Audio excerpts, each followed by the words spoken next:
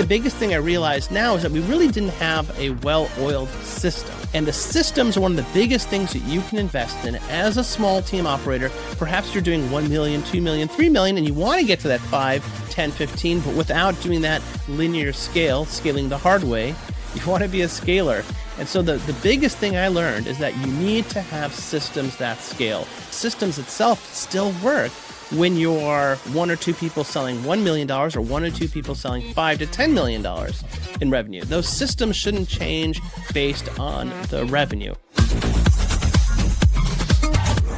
Presented by Zapier, the AI automation company. Hello and welcome to the Small Team, Big Scale podcast, the show where we talk about how tiny teams with big ambitions are doing more with less, scaling smarter, not harder, and building big businesses with teams that could fit around a dinner table. Now, in today's episode, I'm going to share a little bit of insights from my own personal experiences in running and managing a small team and growing it to $2 million in ARR with just 2 people, me and my one business partner. We ended up selling the company for cash, so it was a really good deal, and it was a good experience. Every year we grew bigger than the last. I don't think we had any years where we had decline years. And part of that was that, well, we I would say accidentally picked a really good business and a good industry that was sustainable. Now, I don't necessarily think that that industry or business can be done again in the same sustainable way. Everything kind of comes at the suitable moment, the right time, and we were just in the right place at the right time. However, I think a lot of the lessons that I learned, both in terms of how to grow a business successfully that way, as well as maybe what kept us from growing even bigger, are lessons I'd love to share with you. I know usually on the Small Team, Big Scale podcast, I'm interviewing other examples of folks who have successfully reached large amounts of scale while still maintaining a very small team, that dinner table sized team. And of course, a lot of those lessons, especially recently, can we leverage things like technology, AI, especially in automation, to enable small teams to punch way above their weight. But when I started ZapThink, which is the firm I'm going to talk about here, back in the year 2000, AI was definitely not accessible or anywhere that was usable. Of course, AI was around, but it was in research labs, wasn't nearly as capable or powerful, and of course, it wasn't even accessible to anybody that wanted to build it for their own business back then, really. But there were other kinds of technology leverage. And I think that's part of the lesson here, is that technology leverage is one of these kinds of leverage we can get as a small team is not only for this moment of AI. There are lots of ways that we can leverage technology and other things that have nothing to do with technology that allow us to punch above their weight. So I'd like to share some of these insights from my own experiences in building a $2 million ARR company with just 2 people and a 70% margin. And I want to share sort of a little bit, as mentioned, about the background of this. So ZapThink was an industry analyst firm. So many of you may not know what an industry analyst firm, but an analyst firm covers the market of technology and produces reports and research so that people who are trying to buy technology, usually complicated and expensive pieces of technology.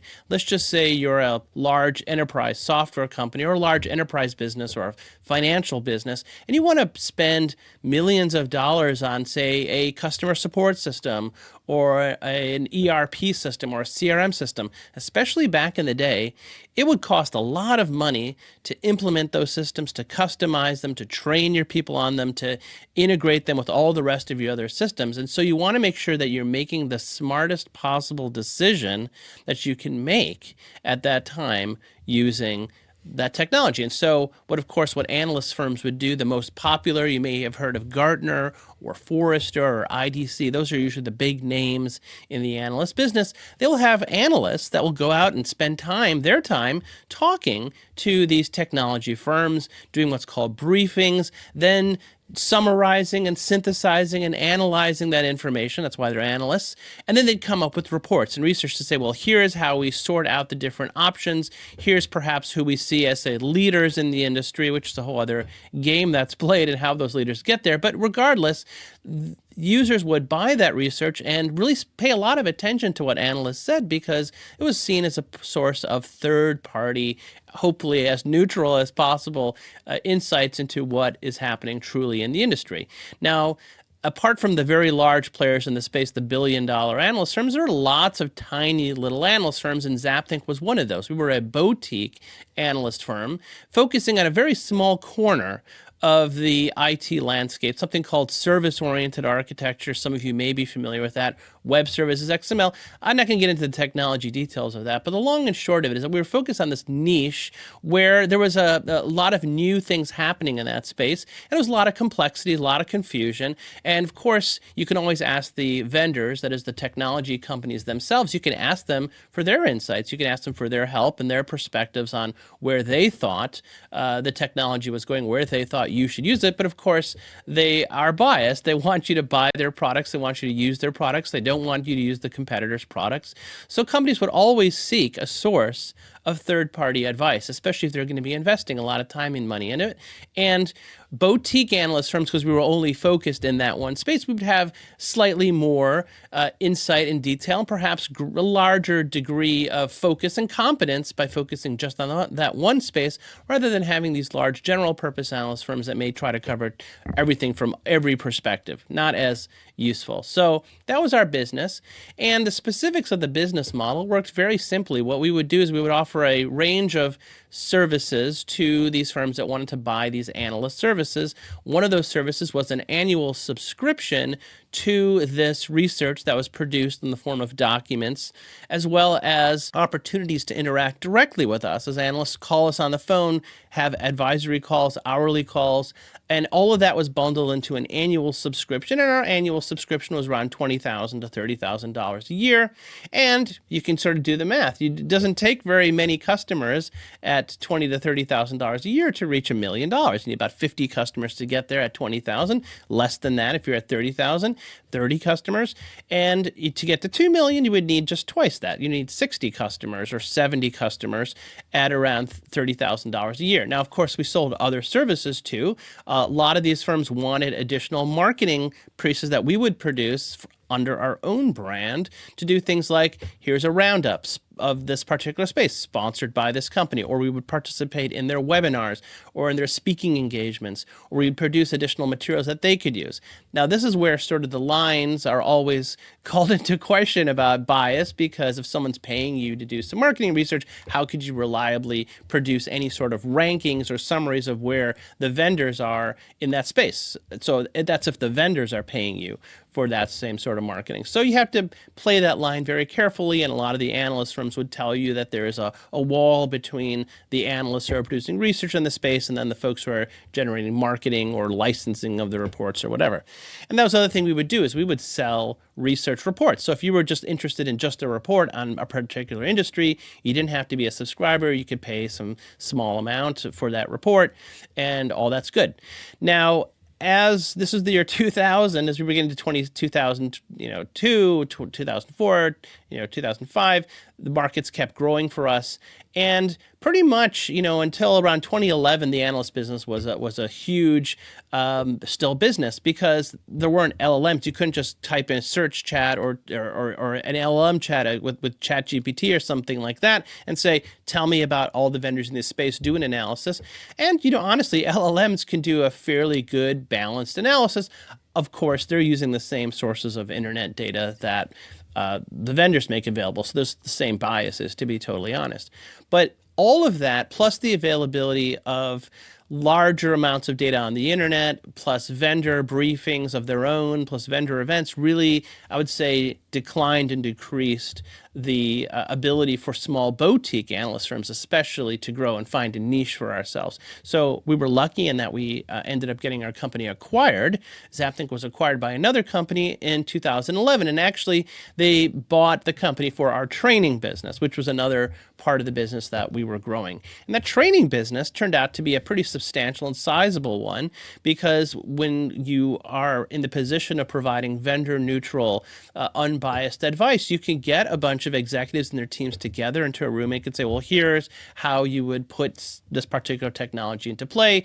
You'd provide training at a variety of different levels, and you could charge a nice flat fee, $1,000 or $2,000 a person. And if you put like 20, 30, 40 people in a room, which is a pretty good thing, you're making like $80,000 to $100,000 on training. And you have a very high margin, because the only costs you have are your travel, perhaps some of your training materials, and of course paying yourself, which if you want to count in the margin or not. So, it's very easy to get to 70, 80, even 90% margins on things like advisory and training. So what happened? Of course, the company was acquired and then ended up moving on to other things. But I want to share along the way. It's like, well, that sounds like something that's really high leverage. The answer is, yeah. I think we sort of accidentally found ourselves in a very high leverage business where a small number of people can punch way above their weight. Now, did we effectively compete against the large analyst firms? The answer is no. Could we have grown from 2 million to 10 million to 20 million without linearly scaling the team? The answer is yes, we could have. And I think that's what I want to share here is some of those lessons that we learned along the way in the mistakes that we made that I can share with you. First, I want to talk to you about what this leverage was. So leverage, of course, for us, the first thing was a small amount of people exerting a force that's greater than what they can do. That's what leverage is all about. A little bit of force produces a huge amount of output, a huge amount of outcome. So the first, of course, leverage was that there's a difference between consulting, where you're selling your time, and it's very hard to get leverage with consulting, because with consulting, you're billing for your time, and there's only so much time. If you want to sell twice as much in consulting, where you're selling your time, you need to have twice as many hours. And that's not possible as a single person, so you end up hiring. So first, we had to separate. We did not do a lot of consulting. We did a lot of advisory, and that's where the subscription came into play. We got this leverage because we could produce the same research and sell that same research to 20, 30, 40, 50 customers. And if we doubled the number of customers, that wouldn't double our effort. We could sell twice as many customers and do the same amount of input. So that same input yielded a huge amount of output as well. The only thing that grew linearly that had a little bit of that less than high leverage scale was, of course, the advisory time, the time you'd spend on the phone with people. You can't share that with other people. Every customer wants their own time. They have their own questions. You may be talking to competitors, so you can't have them in a group call, which is what you might think would be the way to do scalability that way. So the way that you'd scale advisory time is you basically would try to, of course, sell a flat fee. At this flat rate, you try to make sure that your flat rate is much higher than what your actual time cost would be. And honestly, there's really not that many ways to scale advisory in a more than linear way because it is time dependent. Now, it's possible that you could try to create an AI model that would provide advisory to the customers based on your knowledge, and then you could sell that 1,000 times and only have to deliver it once. But people do not want that kind of advice. They want advice from people, with people. So that's one way to do it. Another possible way to have scaled that advisory time would be to have workshops and events and conferences where you have people in the room who are interacting with you, and maybe you're selling access to that one event and you can have lots of people there and you can divvy up your time there, but there's still not as much leverage there. So I would say the time leverage in the analyst business really came from the research subscription that you could sort of build once and sell many times. And that's why we had such a high margin, but it wasn't 100% margin or 90%. It was like 70% because of the advisory time. The next big thing was our competitive advantage. The competitive advantage that we have was, of course, our domain expertise. And so we would need to spend time doing the analysis and doing the understanding and having briefing calls with vendors. And that part was also not as scalable. However, nowadays, it's probably much more scalable because you could provide a way to intake vendors, giving a briefing because they're just telling you about their product.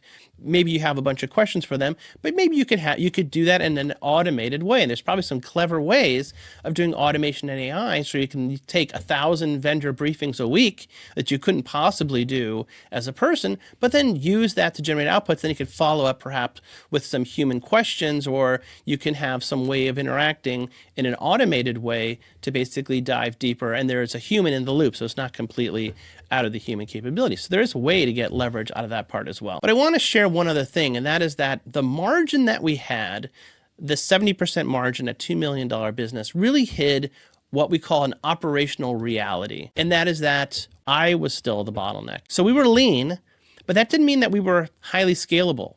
there was a practical reason why we probably didn't get to $10 million. Every important decision really still ran through me. So I was in charge of client strategy. I was in charge of content direction. I was in charge of the partnership calls. I was in charge of who we worked with and how, and the vendors. I was very operationally involved with all the events that we did. Of course, the training took a lot of time and effort. And so I was still that bottleneck. And I think the biggest thing I realize now is that we really didn't have a well-oiled system. And the systems are one of the biggest things that you can invest in as a small team operator. Perhaps you're doing 1 million, 2 million, 3 million, and you want to get to that 5, 10, 15, but without doing that linear scaling the hard way. You want to be a scaler. And so the biggest thing I learned is that you need to have systems that scale. Systems itself still work when you are 1 or 2 people selling $1 million or 1 or 2 people selling $5 to $10 million in revenue. Those systems shouldn't change based on the revenue. And even if you need to augment your team, whether you're adding people to your team or whether you're working with partners or contractors, your system should still work. Maybe perhaps as a part of the system that you're doing, but then as you grow, there's parts of the system that you outsource or you get your customers to do or you get partners to do. You have ways of making that system work. And I think that for us was the biggest insight, was that your great instincts, we may have had great instincts of sort of maybe even accidentally building a business that was doing $2 million a year, but it's not the same as an operating system. We were winging too much. The pricing, even the pricing strategy wasn't grounded in high scalability practices. We weren't prioritizing things properly, and we weren't figuring out which opportunities really deserved our attention. So that's actually one of the lessons, is that you might be looking at your business and saying, man, we have these great margins. We're doing a couple $1 million a year. Margins are super high. What's wrong with that? The answer is, well, there's nothing wrong with that. That's great. You're taking a lot of cash. Maybe you're extracting all of those margins to your own personal income. Fantastic. But the issue really wasn't the margins. The issue was that we had low leverage. So even though we had high revenue and high margins, we had low leverage. As mentioned, we had the good leverage on the research side. We didn't have leverage on the other side, which is why we were not able to grow much more than $2 million. We had high leverage on research and we could sell a lot of that, but there's only so many customers out there that would be good customers for us. And we didn't have any other way of providing more value and therefore generating more revenue in a way that was high leverage. We could do other things like consulting to multiply the revenue, but that was low leverage. So we needed to find ways to provide high leverage with great economics while still maintaining a tiny team to grow double, triple, or quadruple revenue, or maybe even more. So let's talk a little bit about what that looks like. What does it look like when you are in a good business that's doing good revenue and high margins, but the leverage is low? And part of that is that you have to think about it, your system as a playbook. And the playbook provides you the guidance for not only what you're doing today, but it provides the guidance for where you need to be tomorrow and what you need to do to get from today to tomorrow with your goal. And so, one of the lessons is that, we had 2 domain experts. We were in a white hot enterprise tech market, but that's not a system, because when things stopped becoming hot or when things started turning, the business would go down.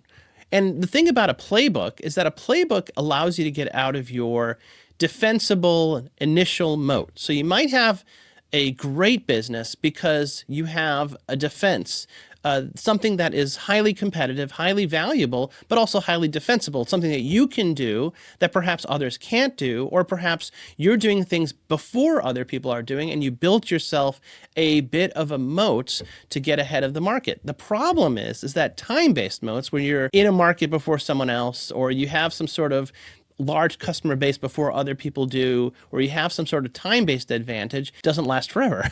At some point, markets catch up. At some point, markets change, so your advantage no longer becomes an advantage because the markets have shifted.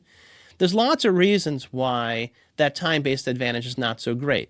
But a playbook that's not dependent on your time is highly transferable. Let's say we could have taken this playbook and now applied it to a slightly different market or an adjacent market. Or we could have taken a playbook and said, well, the playbook starts with research, it adds advisory, it adds events, it adds marketing activity, and that playbook sort of then itself has ways of growing, and then we could apply that playbook to the different markets. And that's what very highly competitive companies do. It's not that they're single product, single market, single timing focused. The ones that do that are here today and gone tomorrow. There's actually a lot of that happening right now in the AI markets. We see these hot companies that are growing really fast, but they're growing really fast because they were in the right place at the right time, but that's all they have is a time-based advantage. Maybe I'll name a company like, I'm looking at Gamma, that company that's $100 million plus in ARR because they're doing slides and presentations with AI. Well, markets are going to catch up at some point. They were there early. They had a technology early, but at some point, their differences between the market won't be that high, and people may decide that they don't want to pay a subscription price for that separate piece of capability when maybe it's going to be built in to the tools that they already have. So the things that I think about now in terms of playbooks are 4 things. First of all, it's of course the things that you're doing, like the actual activities, the events, the timing, sort of when things are happening. So timing in terms of both entering into a market, but also timing in terms of when do you offer certain services? When do you offer certain products? When do you do certain things? When do you expand? Whether that's into markets or into products or into geographies. When do you do even things like just translation? Sometimes just translating products in and of itself can multiply your customers without adding any additional time in terms of time lever. The second bit of the playbook, in addition to products and timing and markets, has to do with relationships. One of the tenets of what we talked about, we used to call the micro team, the fundamentals of scale maxing, of building these large teams, is basically growing without building your own team by growing with others, working with others. That's one of the best ways to grow leverage, because if you have other people helping you, other people working with you, whether they're partners, whether they are suppliers, whether they're volunteers, whether they're just other people who are sort of in similar industries and want to work with each other, you can grow each other quite quickly, not only in terms of referring business to each other, not only in terms of offloading high labor activities or low leverage activities, all those things will help, but also because you're starting to build this community where everybody's reinforcing each other. It builds your visibility, it builds your awareness, and it reduces a lot of your risk. Because if you're doing everything, even things you're not good at, and things you're not supposed to be doing at all, but you have to do them because it's the only way to run a business, then you got issues. I think about this in terms of events. If you're running an event, there's a lot of stuff you have to do for an event. The registration, the signage, the food and beverage, the venue stuff, all the stuff that goes into making a great event. Now, if you cut corners, you can do that, but then your event won't be that good, and you may actually be losing both revenue and you may be losing margin points because you may be spending more time and more money to do things and not even doing it well. And I learned a long time ago that just paying someone else to run and manage your event, if you're not in the event business, running your own events may seem like a frugal thing to do, but it's probably not a good business thing to do. It's not a high leverage thing to do, that's for sure. Because then you could spend all of your time and effort on making the event content itself great, getting more people to come to the event, so increasing your revenue, maybe getting more sponsors, getting more supporters, increasing the visibility, increasing the marketing. Instead of going around and trying to figure out how to get lanyards done and badges printed and getting the staff there to check people in and making sure that the breakfast and the lunch and the networking, these are the things, these are not high leverage for you. There are event businesses, that's their business. And maybe they have a high leverage way of doing it. So you can pay a small amount of money and get a large amount of return. So there's that. The third thing I want to talk about is, of course, your founder instincts. You need to think about how you can take your instincts, some of which may be good, and putting them into a playbook. One, because you may need other people to execute on that playbook and they don't have those instincts. So you might say, I want to codify the things that I've learned, the things that work. I'm going to put that into a playbook. The things that don't work, I'm going to put that into the playbook too. So a lot of really things to think about in terms of this playbook. It's not just do this thing in this order and wait for the magic to happen. So I want to talk a little bit about this because things keep changing. Markets keep changing. That's just the nature of markets. And I want to think about some of the things that are now available that may not have been available when I started my company. One, of course, is AI. So AI gives us a lot of leverage because we have tools now that can automate things and do things automatically, generate content, analyze data, provide research, do all these sorts of things that we just did not have available, and at a, honestly, very low cost. Whether you're spending $20 a month or $200 a month or even $2,000 a month, you could not hire even the most junior of people to do those tasks that you can now offload to these AI systems. So AI provides a huge amount of leverage. A small amount of money and a small amount of labor can produce a huge amount of output. And there's lots of tool choices, and those tool choices will just keep getting better and more. And not even just AI, but automation, whether that's tools for building software, tools that can do things repetitively for you, SaaS-based solutions, even though people are saying maybe some of the SaaS tools won't be around that long, doesn't matter. You could go and spend $20 a month or $50 a month on something that you were otherwise going to have to hire a lot of people to do. I'm thinking things like Canva for image and graphics generation. Before you had Canva, either you were doing a terrible job of trying to do your own graphics, or you were hiring somebody who knew how to do those graphics. Now, you may still need to hire some people in some instances, but for a lot of those day-to-day activities, social media marketing, whatever it is, you could just use Canva. And for 12, 20, 30 bucks a month, it's definitely worth it. The second big change, of course, is remote. This whole idea that we are now set up in an environment where people are used to working each other remotely. I can work with someone in the Philippines or in Vietnam or anywhere in the United States or Canada, Europe, South America. It doesn't really matter where they are. And so you can have this sort of locational arbitrage where people are working with different cost sectors, with different expertise areas, with different proximity to customers perhaps, and you can work with them remotely, and it's highly leveraged. You don't have to hire, you don't have to travel.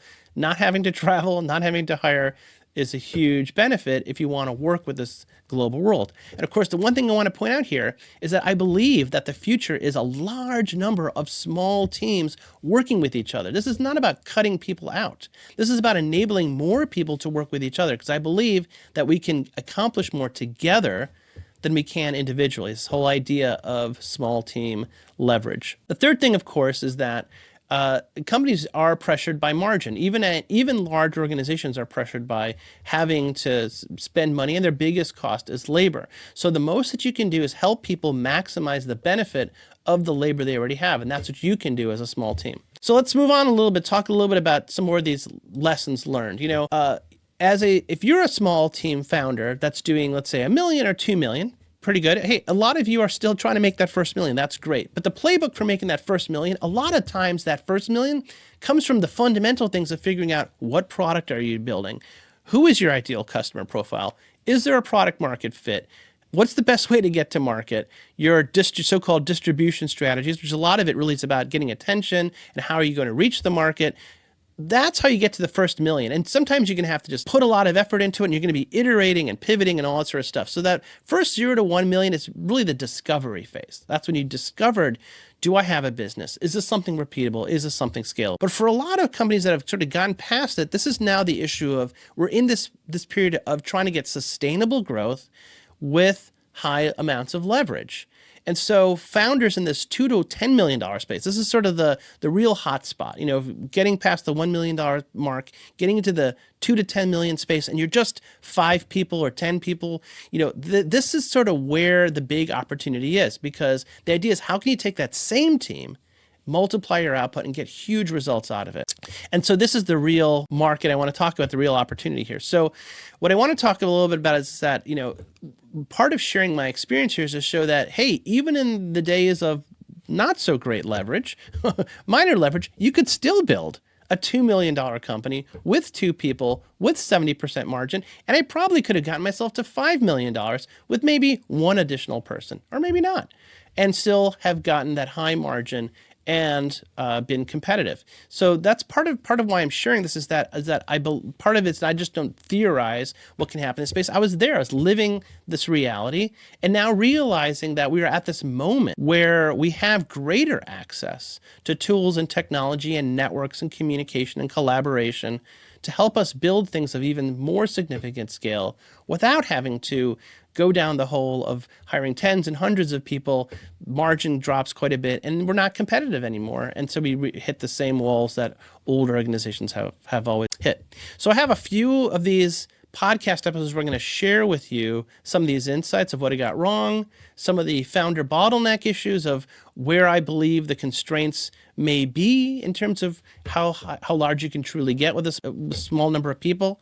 Depends, of course, what business you're in. If you're building software, you can sell tons of software and still stay very small.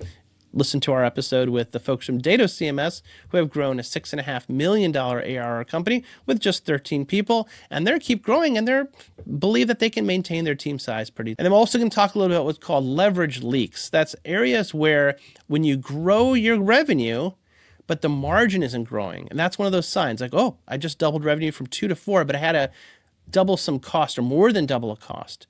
And so now you're entering the territory of non-leverage scale. So that's a really big challenge we need to dig into. And of course, the last big thing I'm going to talk about are these $20 decisions, the $250 decisions, $2,500 decisions, $25,000 decisions, and the $100,000 decisions. What are the decisions that we can make that give us that leverage? We talked a little bit about that in the episode with Donna Harris, where we were talking about how startups aren't hiring as much and how the growth of startups isn't leading to the growth of employment. And then we talked about, well, does that matter if people are building their own businesses and growing themselves and deriving benefit with themselves in a small team, but in a sustainable way so that they're not hiring 100 people and then firing 80 of them later, right? When they realize that they grew too fast. And this is actually the issue, right? They hire all those people because that's the only way that they can achieve scale. But the problem is that scale is not sustainable. So then the moment they hit that non-sustainable aspect of scale, they have to get rid of all those people because those people now are adding cost, decreasing margin, and not providing scale. But if they had built a scalable framework from the beginning, a real SOP with a real playbook that shows them not only how to scale today with a small team, but how to keep growing that scale as they grow more rationally, one, they can hire more rationally because they know how every input yields a high scale output. But two, they don't have to fire a ton of people because everybody's providing high output. Why would you get rid of someone who's generating a huge amount of output? It makes no sense, right? So it's hiring responsibly, growing sustainably, scaling with leverage. This is the moment that we're in now. It's not about raising $250 million at a $1 billion valuation or $30 million at a $250 million valuation and then just throwing money on fire, just burning piles of money to get to scale and then realizing that you can't sustain that scale and the whole thing was just a card game. So I want you to stay tuned here. I do not have all the answers, but I do have a lot of questions and that's part of what I dig into in all these interviews. I'm digging in with all these questions from these insights as I interview people to say, well, I've been there before. How are you dealing with this issue now? How are you growing? How are you sustainably scaling? And I hope that that's what you also get out of this podcast. So if you are a founder that's already sort of crossed that first threshold, you've already done the discovery, you already know where the customers are, you already know what your market is, now you're trying to reach that scale. If you're a founder at that $1 million, $2 million level, up to $10 million level with just a handful of people. So you've already figured out that you want to grow sustainably with scale, highly leveraged scale, not just throwing money and people at things. That's the non-high leverage version of scale. I want to hear from you. And it doesn't even need to be polished. Tell me what you're running into, the challenges you're running into. I want to hear your success stories. I want to hear your failure stories. I want to hear about the operational fire that you have to fight every month. So next up, we're going to talk a little about the founder bottleneck pattern, what that is, what that means, and why you are still the constraint even after you hired the team. So I want you to think big, stay lean, and scale smarter. Small teams that scale big aren't the future, they're the now. If this episode has you inspired to learn more, hit that subscribe button, share it with your crew, and join the movement over at scalebrate.com. That's scalebrate.com. Until next time, think big, stay lean, and scale smarter, because small teams have mega potential. And thanks for tuning in to the Small Team, Big Scale podcast.